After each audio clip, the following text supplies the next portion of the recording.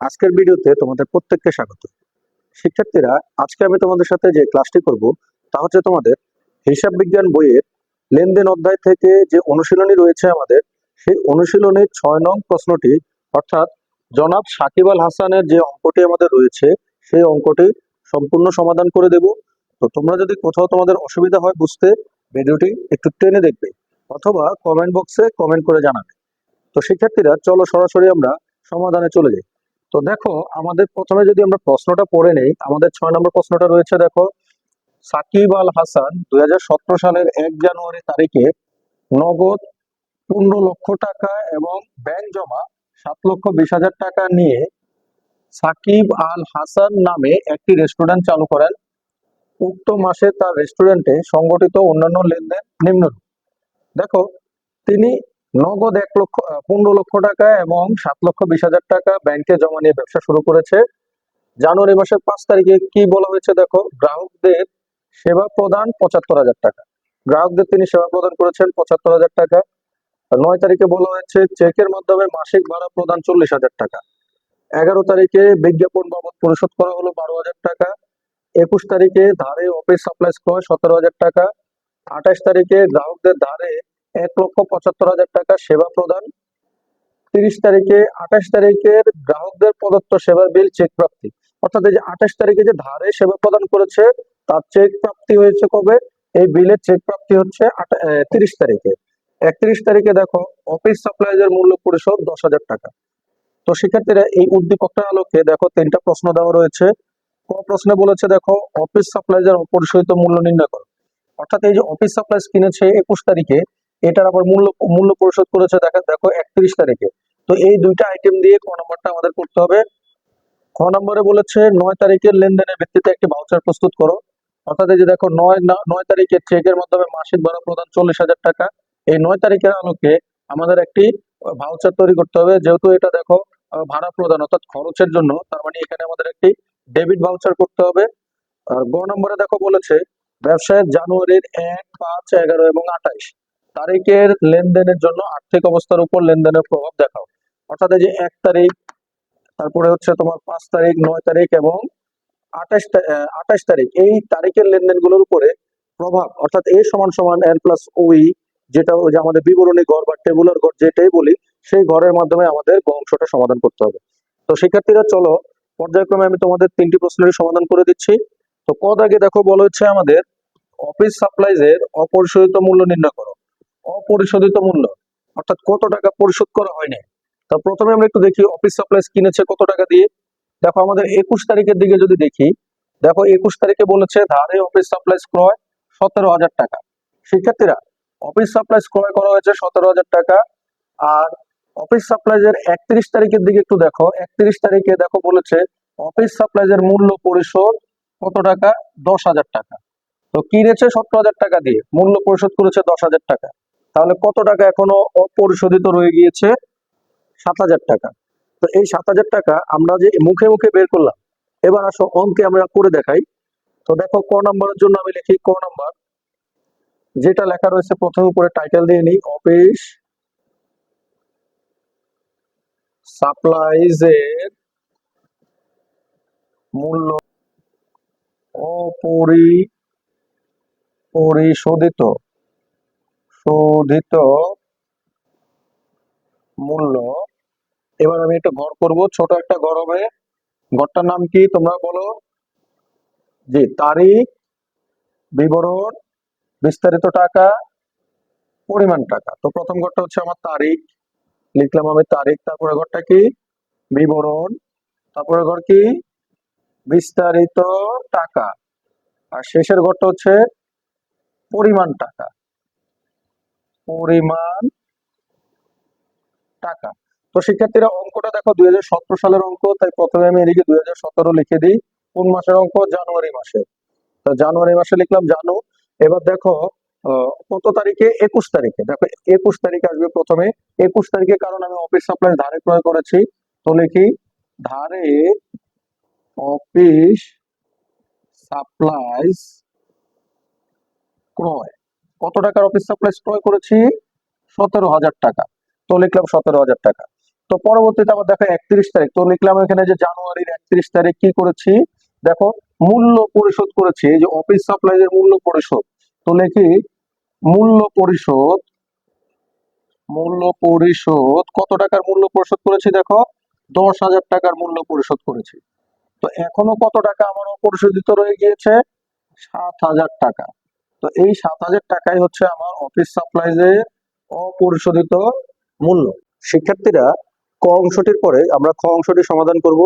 খ অংশে দেখো আমাদের বলেছে 9 তারিখের লেনদেনের আলোকে একটি কি প্রস্তুত করো, ভাউচার প্রস্তুত করো। তো 9 তারিখ যেহেতু হয়েছে আমাদের, দেখো চেকের মাধ্যমে মাসিক ভাড়া প্রদান 40,000 টাকা। অর্থাৎ দেখো আমাদের চেকের মাধ্যমে কি করা হয়েছে, ভাড়া প্রদান করা হয়েছে 40,000 টাকা। তাই আমাদের যেহেতু এটা একটা খরচ হয়েছে, তার মানে আমাদের একটা খরচের ভাউচার, অর্থাৎ আমাদের ডেবিট ভাউচার প্রস্তুত করতে হবে। তো শিক্ষার্থীরা, ডেবিট ভাউচার প্রস্তুত করার জন্য দেখো আমি একটা ঘরের মতো করে রেখেছি শুরুতেই। দেখো 9 তারিখের লেনদেনের ভিত্তিতে ভাউচার তৈরি করা হলো। তো এখন ডেবিট ভাউচার তৈরি করব, এই জন্য প্রথমে আমি ভাউচারের শুরুতে লিখবো কি, প্রতিষ্ঠানের নাম। তো প্রতিষ্ঠানটাকে সাকিব আল হাসান। তো লিখি, দেখো এই যে সাকিব আল হাসান, সাকিব আল হাসান হচ্ছে প্রতিষ্ঠানের নাম। এই যে দেখো প্রতিষ্ঠানের নাম এখানে রয়েছে। তো প্রতিষ্ঠানের কি কোনো ঠিকানা রয়েছে, নাই। যেহেতু ঠিকানা নাই, তাহলে আমি এভাবে ডট দিতে পারি। এই পাশে লিখবো হচ্ছে আমি ডেবিট ভাউচার নং, ডেবিট ভাউচার নং। শিক্ষার্থীরা, ভাউচার দুই ধরনের হয়, debit voucher, credit voucher. Debit voucher হচ্ছে খরচের, আর ক্রেডিট ভাউচার হচ্ছে আমাদের আয়ের। যেহেতু আমাদের এখানে খরচ হয়েছে, ভাড়া প্রদান করা হয়েছে, তার মানে কি খরচ হয়েছে, তাই আমরা লিখবো ডেবিট ভাউচার নং। তো দেখো যেহেতু কোনো ভাউচার নাম্বার দেওয়া নাই, তাই আমি ডট ডট দিয়ে যাব। তার নিচে লিখবো আমি হিসাব খাতের নাম, হিসাব খাতের নাম। শিক্ষার্থীরা, কোন খাতে হিসাবটা হয়েছে, দেখো তো এখানে হিসাব হয়েছে কি, ভাড়া প্রদান করা হয়েছে, তার মানে আমি লিখি হিসাব খাতের নাম ভাড়া প্রদান, ভাড়া প্রদান, এটা লিখলাম। এবার এই পাশে ডেবিট ভাউচারের যে পাশে আমি ডেবিট ভাউচার লিখেছি, তার ঠিক অপোজিটে আমি লিখবো তারিখ, এই লিখলাম আমি তারিখ। দেখো কত তারিখে আমার এই ভাউচারটা হয়েছে, 9 তারিখ, তার মানে লিখবো 9 জানুয়ারি। 9 জানুয়ারি কত সালের অঙ্ক, 2017, তাহলে লিখবো 2017। এই নিচে এই যেখানে আমি হিসাব খাতের নাম লিখেছি, তার অপোজিটে লিখবো গ্রহণকারীর নাম, গ্রহণকারীর নাম, অর্থাৎ কাকে ভাড়া দেওয়া হয়েছে, ওই গ্রহণকারীর কি কোনো নাম রয়েছে কিনা। যেহেতু এই উদ্দীপকে কোনো গ্রহণকারীর নাম নাই, তাহলে ঘরটা এভাবে ডট দিয়ে যাবো। তার নিচে ঠিকানা, গ্রহণকারীর ঠিকানা। দেখো শিক্ষার্থীরা, এখানে কোনো গ্রহণকারীর ঠিকানা দেওয়া নাই, তাই ডট দিয়ে গেলাম। তার নিচে আমি কি করব, তার নিচে আমি, দেখো আমি 3টা ঘর করব। প্রথম ঘরটা হচ্ছে আমার জন্য ক্রমিক নং, বা আমি শুধু নং লিখতে পারি। দ্বিতীয় ঘরটা হচ্ছে আমি বিবরণ লিখতে পারি, অথবা খরচের বিবরণ, খরচের বিবরণ। আর শেষের ঘরটা আমি লিখতে পারি হচ্ছে টাকা। তো শিক্ষার্থীরা দেখো, ক্রমিক নং যেহেতু এই তারিখে 9 তারিখে একটাই মাত্র খরচ হয়েছে, তো লিখি আমি এক। কি খরচ হয়েছে, মাসিক ভাড়া প্রদান করা হয়েছে, তাহলে কি মাসিক ভাড়া প্রদান, মাসিক ভাড়া প্রদান করা হয়েছে, যে বিবরণ লিখলাম। কত টাকা প্রদান করা হয়েছে, 40,000 টাকা। তো এই 40,000 টাকা লিখলাম।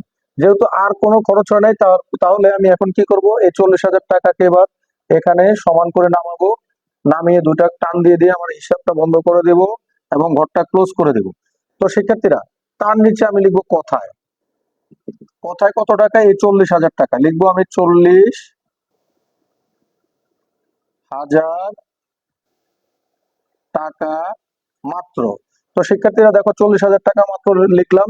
তো দেখো আমি আমার মোটামুটি প্রায় শেষ। এখন আমার নিচে 4টা স্বাক্ষর রয়েছে। প্রথম স্বাক্ষরটা হচ্ছে ক্যাশিয়ারের স্বাক্ষর, তো লিখি আমি ক্যাশিয়ার স্বাক্ষর।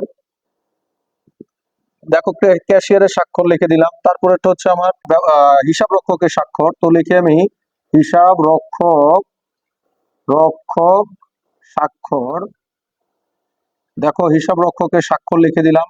তারপরে স্বাক্ষরটা হচ্ছে আমার ব্যবস্থাপকের স্বাক্ষর, তো লিখে দিই আমি ব্যবস্থাপক স্বাক্ষর। আর সর্বশেষ স্বাক্ষর যিনি গ্রহণ করেছে, গ্রহিতা, গ্রহিতা, গ্রহিতা স্বাক্ষর। তো শিক্ষার্থীরা দেখো, এই 4টা স্বাক্ষর দেওয়ার পরে আমি এখানে কি করব, ঘরটাকে ক্লোজ করে দেব। তাহলে আমার ডেবিট ভাউচারটা হয়ে যাবে। তো শিক্ষার্থীরা দেখো ডেবিট ভাউচারের জন্য আমি কি করেছি যদি আরেকবার বলি। প্রথমে প্রতিষ্ঠানের নাম লিখেছি, এক পাশে ডেবিট ভাউচার, তার নিচে হিসাব খাতের নাম। কোন খাতে হিসাব হয়েছে? ভাড়া প্রদান, ভাড়া দিয়েছি যেহেতু। অপর পাশে তারিখ, গ্রহণকারীর নাম, ঠিকানা। তারিখ যেহেতু 9 তারিখের ভাউচার, তাই 9 তারিখ, 9 জানুয়ারি 2017। গ্রহণকারীর নাম ঠিকানা নাই। আর এই ভাউচারের ভিতরে আবার 3টা ঘর হবে। একটা ঘর হচ্ছে ক্রমিক নং, দ্বিতীয় ঘর খরচের বিবরণ, তৃতীয় ঘর টাকা। তো দেখো ক্রমিক নং যেহেতু একটাই খরচ হয়েছে, তাই মাসিক ভাড়া প্রদান কত টাকা? 40,000 টাকা। তো দেখো আমি 40,000 টাকা লিখেছি। তো নিচে কথায় লিখে দিয়েছি 40,000 টাকা মাত্র। তার নিচে 4 জনের স্বাক্ষর, ক্যাশিয়ার, হিসাবরক্ষক, ব্যবস্থাপক এবং গ্রহীতা। তো এইভাবে আমার এই ভাউচারটা করা হয়ে গেল। তো আশা করি তোমরা খুব সহজে ভাউচারটা বুঝতে পেরেছো। তো শিক্ষার্থীরা খ অংশটি সমাধানের পরে চলো আমরা ক অংশটি সমাধান করি। তো দেখো গ অংশে আমাদের বলেছে ব্যবসায়ের জানুয়ারি 1, 5, 11 এবং 28 তারিখের লেনদেনের জন্য আর্থিক অবস্থার বিবরণীর উপরে প্রভাব নির্ণয় করো। তো প্রভাব করার জন্য শিক্ষার্থীরা আমি দেখো এই পাশে আগে থেকে প্রভাবে গড় করে রেখেছি 1, 5, 11, 28 তারিখের লেনদেনের প্রভাব। তো শিক্ষার্থীরা প্রভাব করার জন্য প্রথমত আমাকে লেনদেনগুলো যে রয়েছে, যে লেনদেন দিয়েছে অর্থাৎ 1 তারিখ, 5 তারিখ, 11 তারিখ এবং 28 তারিখ, এই লেনদেনগুলো থেকে দুটি করে পক্ষ বের করে দেখতে হবে আমার কয়টা সম্পদ রয়েছে, কয়টা দায় রয়েছে। যতগুলো সম্পদ থাকবে প্রতিটা সম্পদের জন্য আমাকে একটা করে ঘর করতে হবে। যতগুলো দায় রয়েছে প্রতিটা দায়ের জন্য আমাকে একটি করে ঘর করতে হবে। আর মালিকানা সত্ত্বের জন্য আমাকে একটা কমন ঘর করতে হবে। তো শিক্ষার্থীরা প্রথমে যে তারিখটা রয়েছে 1 তারিখ, 1 তারিখটার যদি আমি পক্ষ বের করি তাহলে দেখো কি বের হয়। 1 জানুয়ারি তারিখের নগদ 15 লক্ষ টাকা এবং ব্যাংক জমা 7,20,000 টাকা নিয়ে সাকিব আল হাসান নামে একটি রেস্টুরেন্ট চালু করে। অর্থাৎ মালিক জানুয়ারির 1 তারিখে নগদ কত টাকা? 15 লক্ষ টাকা, অর্থাৎ নগদান হিসাব 15 লক্ষ টাকা, ব্যাংক হিসাব 7,20,000 টাকা নিয়ে মূলধন নিয়ে ব্যবসা শুরু করে। তো দেখো এটাকে আমি 1 তারিখে ব্যাখ্যা লিখে রেখেছি। দেখো নগদান হিসাব ডেবিট, ব্যাংক হিসাব ডেবিট, মূলধন হিসাব ক্রেডিট। নগদান সম্পদ, ব্যাংক হিসাব সম্পদ এবং মূলধন হিসাব আমাদের মালিকানা সত্ত্ব। তো 5 তারিখের দিকে যদি দেখো গ্রাহকদের সেবা প্রদান 75,000 টাকা। শিক্ষার্থীরা সেবা প্রদান করে টাকা যেহেতু আয় হয়েছে, তাই এটা দুইটা পক্ষ হচ্ছে। দেখো নগদান হিসাব ডেবিট, সেবা হিসাব ক্রেডিট। নগদান আমাদের জন্য সম্পদ, সেবায় আমাদের জন্য মালিকানা সত্ত্ব। এর পরবর্তীতে দেখো 11 তারিখ বিজ্ঞাপন বাবদ পরিশোধ করা হলো 12,000 টাকা। বিজ্ঞাপন বাবদ যেহেতু 12,000 টাকা পরিশোধ করা হলো, তার মানে আমাদের কাছ থেকে নগদ অর্থ চলে গিয়েছে। তাই দেখো এটা দুইটা পক্ষ হচ্ছে, বিজ্ঞাপন হিসাব ডেবিট, নগদান হিসাব ক্রেডিট। বিজ্ঞাপনও আমাদের জন্য মালিকানা সত্ত্ব আর নগদান আমাদের জন্য সম্পদ। পরবর্তীতে দেখো 28 তারিখ গ্রাহকদের ধারের সেবা প্রদান। ধারের সেবা প্রদান করার ফলে আমার দুইটা যে পক্ষ বের হয়েছে, একটা হচ্ছে দেনাদার হিসাব ডেবিট আর একটা হচ্ছে সেবা হিসাব ক্রেডিট। দেনাদার আমাদের জন্য সম্পদ, সেবায় আমাদের জন্য মালিকানা সত্ত্ব। তো শিক্ষার্থীরা যদি লক্ষ্য করো এখানে আমার নগদান রয়েছে, এখানে, এখানে, তারপরে এই যে এখানে দেখো 3টা জায়গায় নগদান রয়েছে। তো তিনটা নগদের জন্য আমি একটা নগদ ঘর করলাম। যেহেতু নগদান আমার সম্পদ, সম্পদের একটা নগদের ঘর হবে। ব্যাংক রয়েছে এখানে, তো ব্যাংক যেহেতু সম্পদ, ব্যাংকের জন্য আমি একটা ঘর করব। এবং আমাদের দেখো এখানে একটা দেনাদার রয়েছে। দেনাদার যেহেতু আমাদের সম্পদ, দেনাদারের একটা নাম প্রাপ্য, তাই আমি এই যে 3টা ঘর করলাম। সম্পদ পাশে কয়টা ঘর? 3টা ঘর। এবার লক্ষ্য করো, শিক্ষার্থীরা সম্পদ বাদে আমার আর কি রয়েছে। শিক্ষার্থীরা সম্পদ বাদে দেখো আর যা রয়েছে এই যে দেখো ওই মালিকানা সত্ত্ব, সবগুলো মালিকানা সত্ত্ব রয়েছে। তো মালিকানা সত্ত্বের জন্য তো আমি একটা কমন ঘর করব। যেহেতু আমার এই উদ্দীপকে কোনো দায় নাই, তাই আমি একটা দায়ের জন্য ঘর করব। তারপরেও কারণ আমাদের সূত্রটা কি? সমীকরণ এ সমান সমান এল প্লাস ওই। দায় না থাকার পরেও আমি দায়ের জন্য একটি কমন ঘর করব এল। আর এদিকে দেখো ও এর জন্য আমি 4টা আইটেম, মূলধন, আয়, ব্যয়, উত্তোলন, 4টা আইটেমের জন্য একটা ঘর করলাম। তো প্রথমে ঘরটা কি হচ্ছে আমার? তারিখ, উদ্বৃত্ত। সর্বশেষ ঘরটা হচ্ছে মন্তব্য। এই 3টা কমন ঘর। আর সম্পদ পাশের 3টা ঘর নগদ, ব্যাংক, প্রাপ্য। তারপরে সমানের ঘর, এই যে সমান। এল এর জন্য একটা কমন ঘর, প্লাসের ঘর, তারপরে হচ্ছে সর্বশেষ ও এর ঘর। তো শিক্ষার্থীরা আশা করি তোমরা ঘরটা বুঝতে পেরেছো আমি কিভাবে ঘরটা করেছি। তো এখন আমাদের মূল কাজ অর্থাৎ অঙ্কটা পোস্টিং করা। তো 1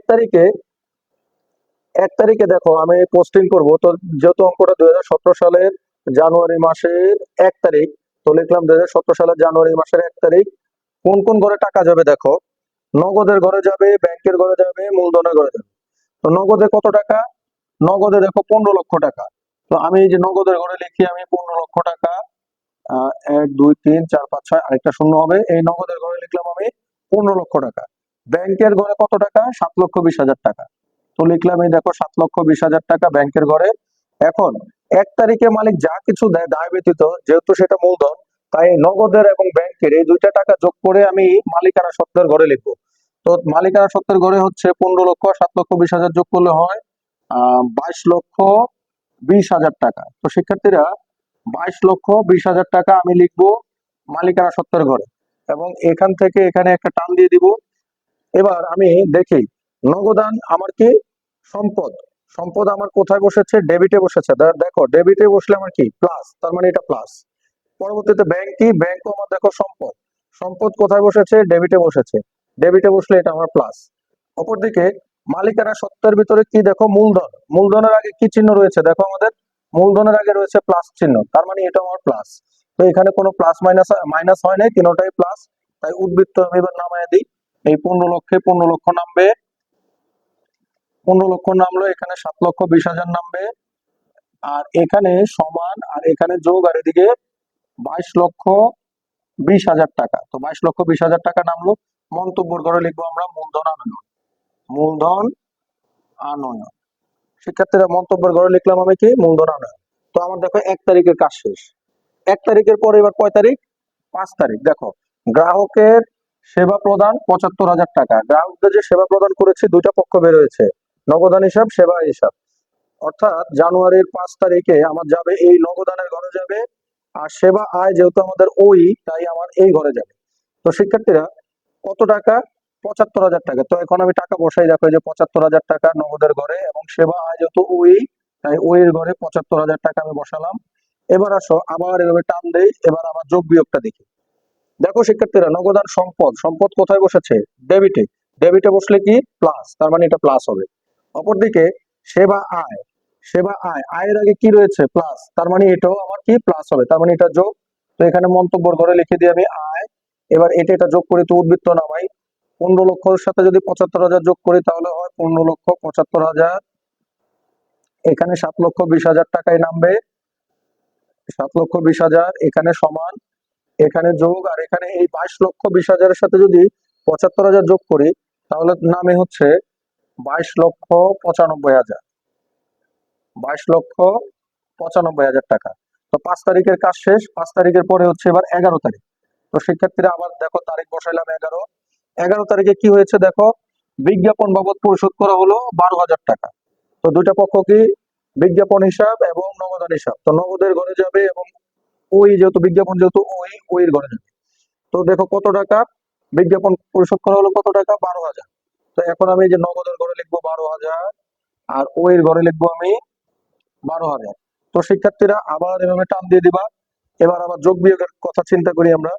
দেখো বিজ্ঞাপন কি, বিজ্ঞাপন হচ্ছে আমাদের জন্য ব্যয়, ব্যয় হলে কি হয়, ব্যয়ের আগে চিহ্ন আছে মাইনাস, তার মানে এটাকে আমি মাইনাস করে দেব ওই। নগদান কি, নগদান সম্পদ, সম্পদ যদি ক্রেডিটে বসে তাহলে কি হয় মাইনাস, তার মানে আমি এখানে মাইনাস করে দেব। তো 15,75,000 টাকা থেকে যদি 12,000 যায় তাহলে থাকে 15,63,000 টাকা। শিক্ষার্থীরা আর এখানে দেখো 7,20,000 টাকাই নামবে আমার, আর এখানে সমান, এখানে যোগ 22,95,000 টাকা থেকে যদি 12,000 টাকা যায় তাহলে থাকে 22,83,000 টাকা। তো এটা যেহেতু আমার ব্যয় হয়েছে তাহলে আমি লিখে দিই মন্তব্যের ঘরে ব্যয়। তো 11 তারিখের পরে সর্বশেষ যে তারিখটা সেটা হচ্ছে আমাদের 28 তারিখ। 28 তারিখে বলেছে গ্রাহকদের দ্বারে সেবা প্রদান 1,75,000 টাকা। তো এটা দুইটা পক্ষ হচ্ছে দেনাদার আর সেবা আয়। দেখো দেনাদারের ঘর মানে প্রাপ্যের ঘর, আর সেবা আয়ের ঘর মানে হচ্ছে আমার ওইর ঘর। তো দেখো এই 28 তারিখ লিখলাম আমি। তো কত টাকা, 1,75,000 টাকা। তো দেখো এখানে লিখবো আমি তারিখ বরাবর 1,75,000 টাকা, আর এই ঘরও লিখবো তাহলে কত টাকা, 1,75,000 টাকা। শিক্ষার্থীরা আবার টান দেবো এখান থেকে এখানে। তো যেহেতু এটা আয় হয়েছে লিখে দিই এখানে আয় মন্তব্যের ঘরে। এবার আবার দেখো উদ্বৃত্ত নামাই, এই 15,63,000 টাকা এখানেই থাকবে, যেহেতু এখানে কোনো অঙ্ক নাই। এখানে দেখো 7,20,000 টাকাই নামবে, যেহেতু এটার সাথে যোগ বিয়োগ নাই। এখানে 1,75,000 টাকাই নামবে, এটার সাথে কোনো যোগ বিয়োগ নাই, সমান, আর এখানে যোগ। তো এবার দেখো শিক্ষার্থীরা একটু বলতে ভুলে গিয়েছি, দেখো দেনাদার কি ছিল আমাদের সম্পদ, সম্পদ যদি উপরে বসে তাহলে কি প্লাস, তাহলে দেখো বা ডেবিটে বসলে প্লাস, তাই এটা প্লাসই রইলো। আর এদিকে দেখো সেবা আয়, সেবার আয়টা কি ওই এর ঘরে, ওই আয়টা কি আমাদের আয়, এই যে দেখো আয়ের আগে কি আছে প্লাস, তার মানে এটা প্লাসই থাকবে। তো এখন এই 22,83,000-এর সাথে যদি 1,75,000 যোগ করি, তাহলে থাকে 24,58,000 টাকা। 24,58,000 টাকা।